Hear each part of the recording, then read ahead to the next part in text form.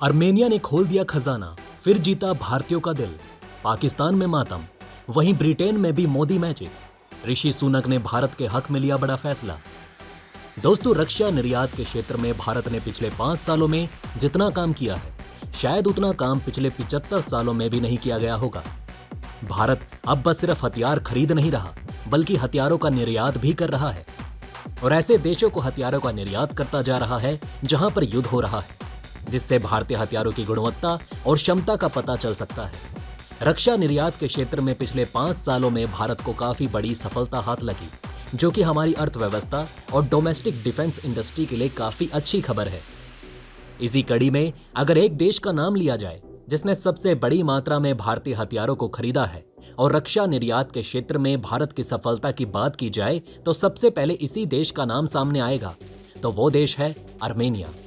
Armenia ने Azerbaijan से युद्ध के दौरान करोड़ों के हथियार भारत से खरीदे और भारतीय हथियारों पर भरोसा दिखाया, जिसने दुनिया भर के देशों पर काफी बड़ा असर डाला है। इसी कड़ी में अब आर्मेनिया भारतीय डिफेंस सिस्टम खरीदने की योजना बना रहा है, जो कि अगर हो जाता है तो भारत के द्वारा किसी देश को एयर डिफेंस सिस्टम सप्लाई करने का यह पहला मौका होगा। मौजूदा समय में निकलकर सामने आ रही रिपोर्ट के हिसाब से आर्मेनिया भारत के आकाश NG एयर डिफेंस सिस्टम खरीदने में रुचि दिखा रहा है, जो कि आर्मेनिया के लिए अजरबैजान और तुर्की की तरफ से आने वाले हवाई खतरों का सामना करने में काफी मददगार साबित होंगे।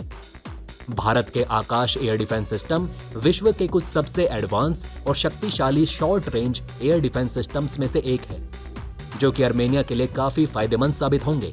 आकाश NG एयर डिफेंस सिस्टम की मारक क्षमता लगभग 30 किलोमीटर की है, जिसके अंदर ये किसी भी तरह के हवाई टारगेट पर निशाना लगा सकता है, यानी कि चाहे ड्रोन्स हो या फिर मिसाइल या फिर फाइटर जेट। आकाश एयर डिफेंस सिस्टम 30 किलोमीटर की दूरी में किसी भी तरीके के खतरे को तबाह करने में सक्षम है, जो कि मौजूदा हालातों में आर्मेनिया के लिए काफी अच्छे सिस्टम साबित होंगे। आर्मेनिया ने सबसे पहले भारत से $45 मिलियन की कीमत पर स्वाति वेपन लोकेटिंग रडार खरीदे। उसके बाद आर्मेनिया ने भारत से $250 मिलियन की कीमत पर Pinaka multi barrel rocket launcher system और कई अलग अलग तरह की मिसाइल भी खरीदी। जिसके बाद फिर आर्मेनिया ने भारत को $155 मिलियन की कीमत पर बड़ा ऑर्डर दिया, जिसके तहत आर्मेनिया भारत से लगभग 100 की संख्या में माउंटेड गन आर्टिलरी सिस्टम खरीदने वाला है, जो कि आर्मेनिया को केवल 3 सालों में ही सप्लाई कर दिए जाएंगे।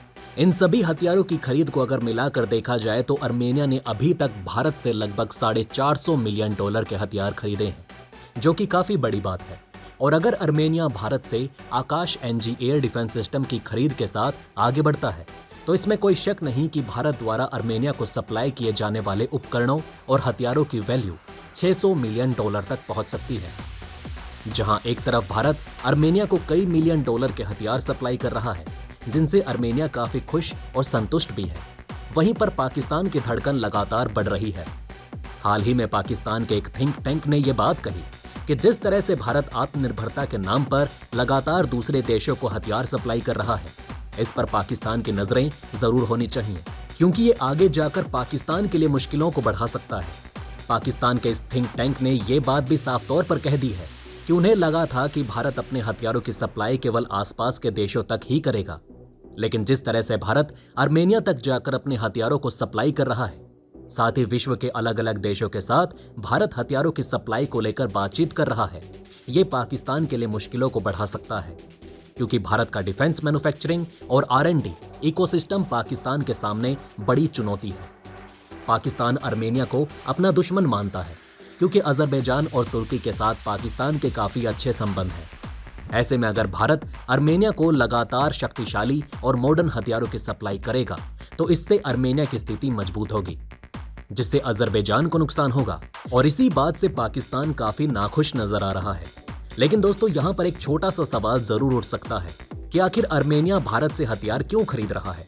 वो चाहे तो किसी दूसरे देश से भी हथियार ले सकता है, तो आखिर भारत ही क्यों? तो चलिए इसे समझते हैं। दरअसल दोस्तों, विश्व में रक्षा का बाजार सबसे बड़ा है, और ये बात किसी से छुपी नहीं कि हर बार जब कोई देश किसी एक देश से हथियार खरीदता है, तो वो बाकी के हथियार भी उसी देश से खरीदना पसंद करता है, क्योंकि इससे दो देशों के बीच के द्विपक्षीय संबंध मजबूत होते हैं। साथ ही लॉजिस्टिक्स, स्पेयर पार्ट्स, दूसरी चीजों की सप्लाई को मैनेज करना भी आसान हो जाता है। और यही वजह है कि अर्मेनिया लगातार भारत से ही हथियार खरीद रहा है। वहीं पर अर्मेनिया के पास ज्यादा विकल्प भी मौजूद नहीं। हालांकि जिस तरह से भारत ने मौके का फायदा उठाते हुए रक्षा निर्यात के क्षेत्र में एक के बाद एक बड़ी सफलता हासिल की, ये इस बात को दर्शाता है कि अर्मेनिया के बाद अब दुनिया के कई देश भारतीय हथियारों को खरीदने में काफी ज्यादा रुचि लेंगे, जिससे रक्षा निर्यात के क्षेत्र में भारत एक मजबूत देश बनकर सामने आएगा। दोस्तों, डिफेंस से जुड़ी ये खबर अगर आपको पसंद आई हो तो वीडियो को लाइक जरूर करिएगा। बहरहाल दोस्तों, बढ़ते हैं हमारी दूसरी खबर की तरफ। तो दोस्तों, बीते दिनों प्रधानमंत्री नरेंद्र मोदी G20 शिखर सम्मेलन और इससे इतर वैश्विक नेताओं के साथ द्विपक्षीय बैठकों में शिरकत करने के लिए इंडोनेशिया के बाली पहुंचे। 2 दिन तक चलने वाला G20 शिखर सम्मेलन 16 नवंबर से शुरू हो चुका था।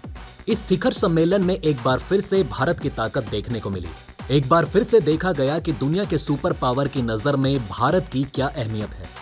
दरअसल प्रधानमंत्री नरेंद्र मोदी से यहां ब्रिटिश पीएम ऋषि सुनक की मुलाकात हुई, जिसके बाद ब्रिटिश पीएम ने भारत के युवा पेशेवरों को हर साल यूके में काम करने के लिए 3000 वीजा के लिए हरी झंडी दे दी है। आपको बता दें कि ब्रिटिश सरकार के द्वारा ये घोषणा G20 शिखर सम्मेलन के दौरान प्रधानमंत्री नरेंद्र मोदी से ब्रिटिश पीएम ऋषि सुनक की मुलाकात के कुछ घंटों बाद हुई।